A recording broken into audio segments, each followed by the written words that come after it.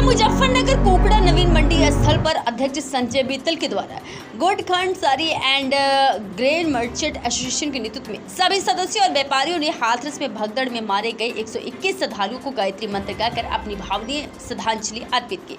Association के अध्यक्ष संजय बीतल ने कहा कि हम सभी परिवार के साथ हैं। सरकार से मांग करते हैं कि जिन लोगों ने बिना सुरक्षा के यहाँ कार्य किया है उनके खिलाफ कठोर से कठोर कार्रवाई होनी चाहिए। उस बाबा के खिलाफ तो अवश्य कार्रवाई होनी चाहिए जो झूठ परचम रचकर गरीब और भोली भाली जनता को अपने जाल में फंसा रहे हैं, उनकी जगह जेल में है।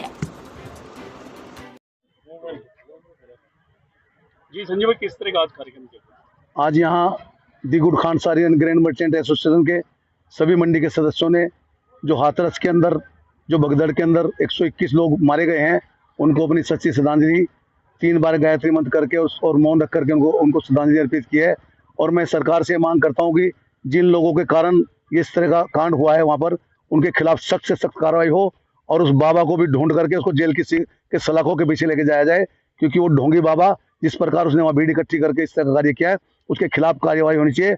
और जो भी इस प्रकार का ढोंगी बाबा है उसके खिलाफ अवश्य सरकार कार्रवाई करे और जेल के अंदर उनको बंद करे। संजय भाई, मुजफ्फरनगर के अंदर भी इस तरह के बड़े बड़े कार्यक्रम होते हैं, तो उन लोगों के लिए क्या है आपका? कार्यक्रम होना कोई गलत बात नहीं है। धार्मिक कार्यक्रम हमारा धार्मिक कार्यक्रम होने चाहिए, मगर उसके लिए व्यवस्था है परमिशन लेकर के और वहाँ फुल पूरे इंतजाम होने चाहिए।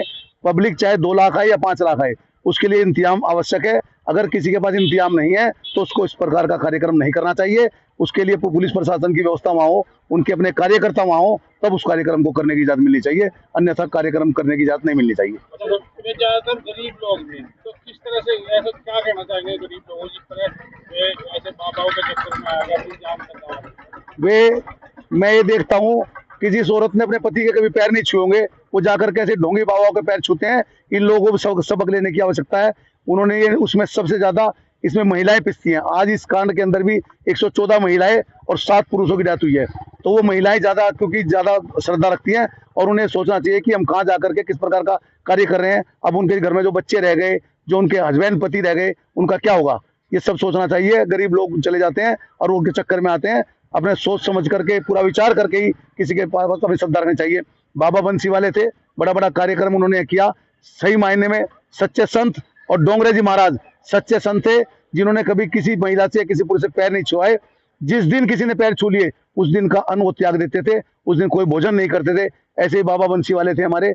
वो हमेशा गरीब लोगों के लिए, कोई भी किसी भी बिरादरी का हो, कोई हो, सबके लिए भोजन की व्यवस्था करते थे। अन्नपूर्णा की शक्ति थी उनको। ये सही मायने में ये लोग संत थे। उनके शिष्य थे, क्या नाम, डोंगरे जी के क्या नाम था उनका, राम सुखदास जी थे। और वो इतना संत थे, उनकी सभाओं में 5-5, 7-7 लाख की भीड़ हुई है, मगर एक व्यवस्था के थ्रू हुई है। मगर ये अव्यवस्था के लिए अब इस देश के अंदर डोगी संतों के इनका बहिष्कार होना चाहिए। संजय भाई, आप हो व्यापारी समाज, हर बार समाज सेवा करता है, किसी भी समाज हो, चाहे दलित हो, चाहे गरीब हो, कुछ भी हो, समाज व्यापारी अग्रणी उसमें रहता है। तो क्या कोई किस तरह की सहायता हाथरस में उन परिवारों के लिए भी पहुंचाई जाएगी मुजफ्फरनगर से? बिल्कुल, अगर उन्हें आवश्यकता होगी। सरकार ने जो 2-2 लाख रुपए दिए हैं ये कम है, उनको 5-5 लाख रुपए परिवारों को मिलने चाहिए थे। और जो उनके जो घायलों के लिए 50,000 की घोषणा हुई है ये भी कम है, उनको 2-2 लाख रुपए घायलों को मिलना चाहिए थे। संभवतः जो भी हम लोगों से बन पड़ेगा, अगर वहाँ आवश्यकता होगी तो उनके लिए मदद भी की जाएगी।